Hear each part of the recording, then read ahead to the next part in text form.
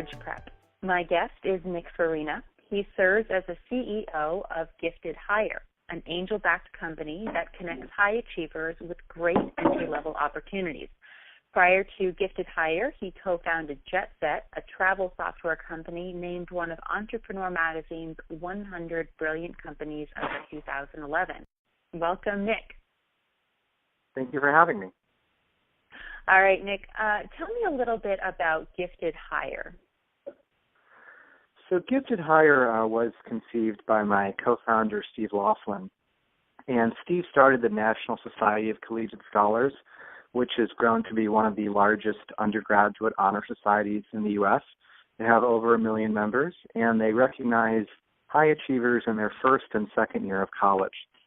And over the course of his founding it, and he started it in 1994, Steve noticed that high achievers were looking for ways to stand out in the job field, and also companies were looking for ways to get direct access to a vetted pipeline of entry-level talent. And so Steve thought that there should be a way to do that. So Steve and I joined forces in early 2014, and we established Gifted Hire as a direct way that entry-level talent could be put in one place, and then employers could access that vetted network of top entry-level candidates. Great. And in what format is this made available to the employers? It's a network. So Gifted Hire is launching in about 2 months. So the product itself is not yet live, but the business itself is operational. So what we're doing is we're putting custom profiles together. So members who sign up for Gifted Hire, and our initial launch partner is, of course, the National Society of Collegiate Scholars, and we're onboarding about 100,000 of their members. And when we do that, we're bringing them onto the Gifted Hire platform, which is a profile which has your name, background, both educationally and with regards to experience. And employers can do one of two things. They can put up job postings, and then these job postings can be seen by members of the network, or they can also reach out directly to members of the network that fit their specific employment criteria. Excellent. And just tell us a little bit about the criteria then for being a member of this National Collegiate Gifted Scholars. It's a great question. So there's the National Society of Collegiate Scholars, NSCS, which is our launch partner. Their members are in the top 20% of their class by GPA, which means a 3.4 GPA or above, at over 350 colleges across the United States. And they're invited in their first or second year. So anyone who is a member of NSCS automatically becomes a member of Gifted Hire. And in the future, we're going to be working with other honor societies to welcome their members into our community. And long term, we recognize that in today's economy, there are many ways to recognize someone as a high achiever, perhaps even by GPA. So members of the technical community or the design community, we have not launched that product yet, and that's probably a little bit far out, but we are definitely looking at ways to grow the network to encompass folks who are in technical fields and stand out in those areas as well. Great. Now, you mentioned that Steve Laughlin was instrumental in, planting the seed to start Gifted Hire. What inspired you to pursue this specific execution with the format of the profile? Well, yeah, I told myself after a few ventures in the startup world that I would be reluctant to do another chicken and the egg type startup, such as a network such as this. I found that startups generally have the most success if they create a product that gets value from day one. But that said, when Steve told me about his initial concept for Gifted Hire, which at the time had no name, it was just an idea, I was really struck because in my career, I've always enjoyed helping people figure out what they wanted to do with their career, which is something that, I'm excited about Bridge Prep doing. But then also, how can they get connections? And I've always loved connecting people with people I know that are looking for a job, with people that I know who are hiring. And I've gotten a number of people jobs that way, and it's a great feeling, especially when they like those jobs. And so the second piece is I've also saw that there's generally a disconnect between employers who are looking for entry-level talent and the talent themselves. So it's really hard to find that match with today's tools. There's a lot of great tools out there for job seekers, but they tend to be focused beyond the entry level. And furthermore, it's difficult for folks who fall outside of a really traditional track to be recognized as a high achiever. So, for example, if you have really great grades and you go to Harvard, you're probably not going to have trouble finding a job because all the companies are looking there. But what about the person who maybe got into Harvard but chose not to go because of family obligation or financial reasons, and they're at a state school that may not be a top-ranked state school, but they have excellent grades, they are leadership experience, and they would really be a great hire for a company. There's a lot of those folks out there that do not have a great way to stand out. And that's really what struck me is to have a chance to, put those folks in one place that employers would be able to reach out to them and see what makes them special. Excellent. And if you don't mind, would you be able to walk us through your first experience looking for an entry-level position after school? Were there any lessons that you learned there that you've applied to Gifted Hire? I'd be happy to. Unfortunately, I've always been an entrepreneur, so my personal experience looking for entry-level jobs was fairly limited outside of being a caddy for a golf club in high school. But that said, I've certainly helped a lot of people go through the process. So while it may not be, a personal story, if you'd like, I can give some examples of what it looks like today for people. That would be great. Sure. So, what we generally find today is that when people start looking for their first job, they fall into a couple different categories. But really, it's people who know exactly what they want to do and people who aren't quite sure. And most can be broken out into one of those two categories. And so the people that know exactly what they want to do, the obstacle becomes how you get into that desired career. And you see this around things like healthcare or consulting or finance. In that area, your network is important, but also how you present yourself. So with Gifted Hire, we're looking to help people, tap into the Gifted Hire network of companies looking to employ them, but also developing a content series to help them understand how to ace those interviews. The other side of the equation are people who come out of college and they don't really know what they want to do. And this is a very, very frustrating experience. And we talk to a lot of folks who fall into this category, and it can really lead to months. Sometimes it can even be years of people who are going around between different jobs. They're working jobs that they are way overqualified for because they can't quite find the right fit for them in terms of a career. And in a lot of these cases, that's a lot of time that if someone had done a little bit of earlier preparation, they would not have had to go through such a lengthy process. Or they just weren't part of the right networks where companies really didn't know to look for them, and they didn't have a way to reach out to companies. So that's the other area that we're trying to solve is, in addition to helping people who know what they want to do find the right connections, we're also trying to shine, as I mentioned, that spotlight on folks who maybe don't know exactly what they want to do, to let them learn about different companies that are on the Gifted Hire platform, see what they do, see if it might be a fit for them. Of course, there are many other resources out there that they can learn about the career world for, and trying to help put that in one place, and then allow them to put those learnings into practice and meet people through the platform. Great. And just so we're clear, are we talking only full-time, year-round jobs, or does Gifted Hire also provide opportunities for summer internships, part-time jobs in a year? Gifted Hire provides internships as well as full-time jobs. And in our job market today, internships can be jobs. And what I mean is often the best way to get a job at some especially larger companies is through an internship. But you're starting to see this more and more at smaller companies where they have an internship program, which is sort of a try it before you buy it approach where for both sides, where they can explore if there's a fit, and then if there is a fit, a full-time offer will be made. So we definitely recommend to our members that they should vigorously pursue internships when they're available, and then we can help facilitate that for employers as well. Great. Now, I know we'll have a lot of budding entrepreneurs listening to our podcast. So I wanted to talk a little bit about how your interest specifically in this industry did develop. As we mentioned, this isn't your first company. So how did your experience with JetSet, your first venture, how did that help shape your business plan for Gifted Hire? There's a lot I could say about that.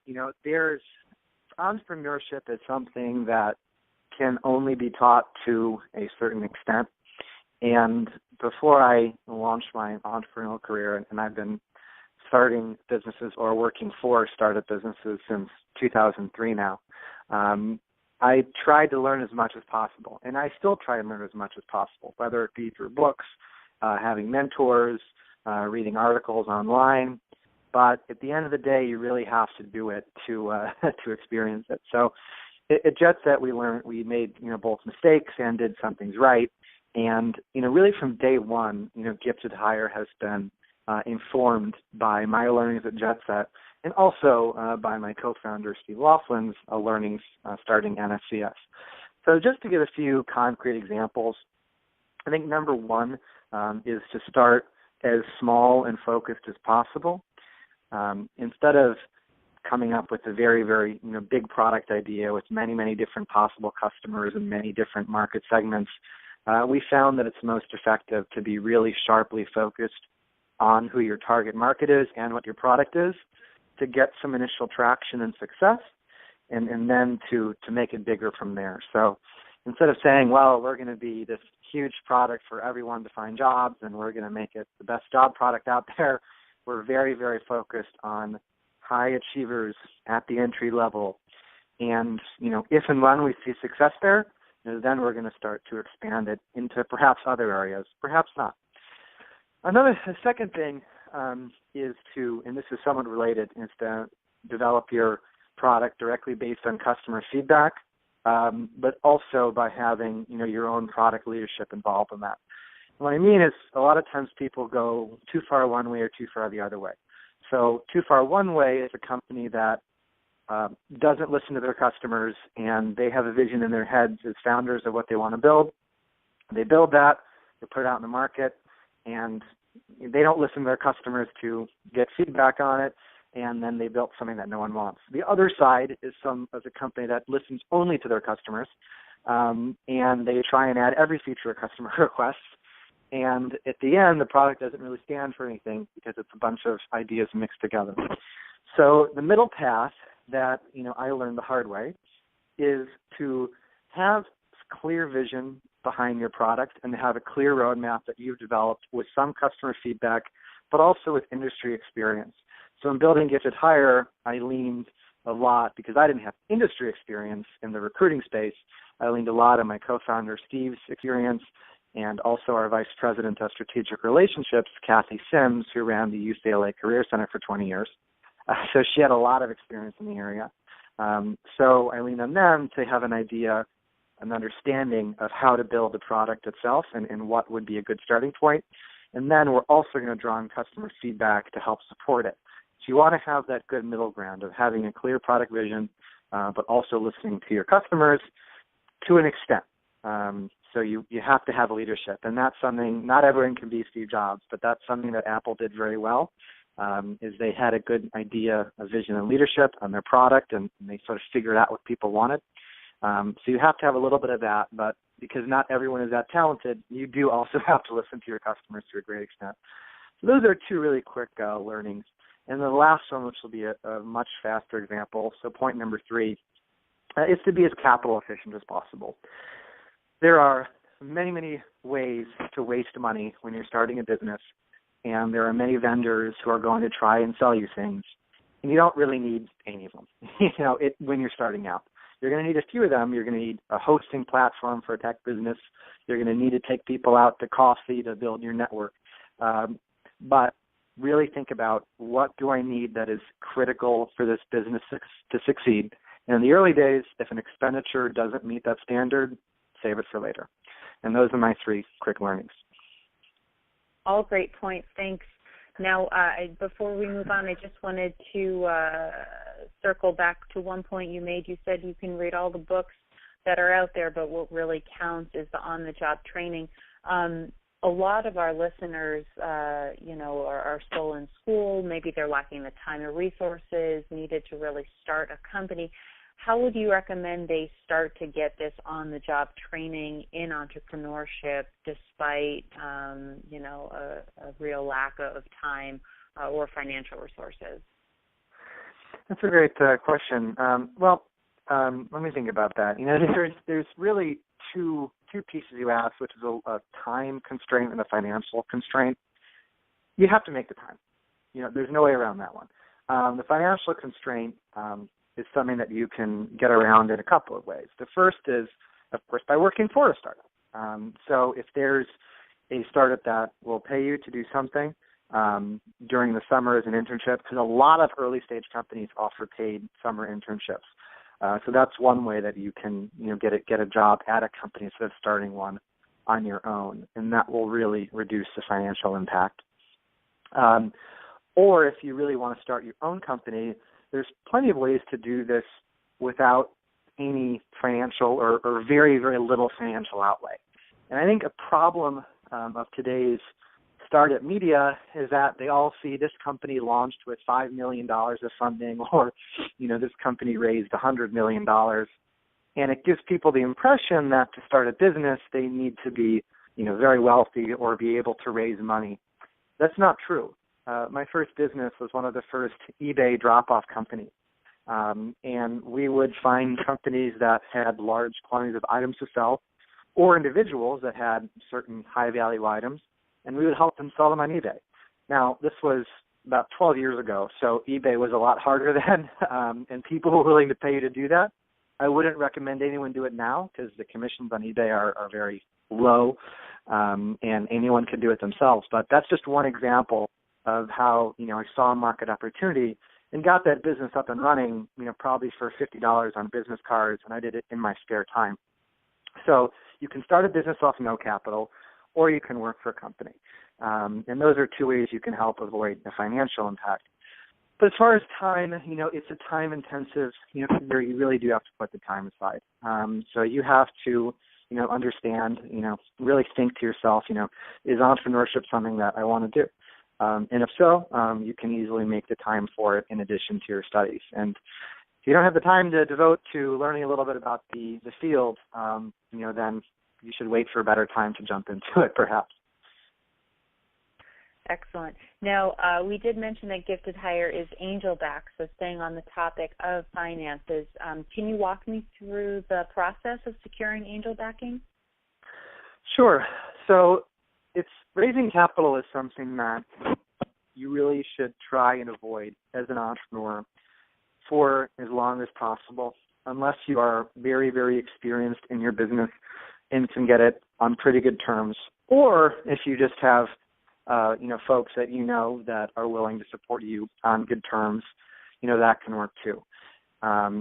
So for Gifted Hire, we did decide to take outside financing because we had a fairly significant software product to build, and there really wasn't any way to get around that. If there was, we would have tried to get around it.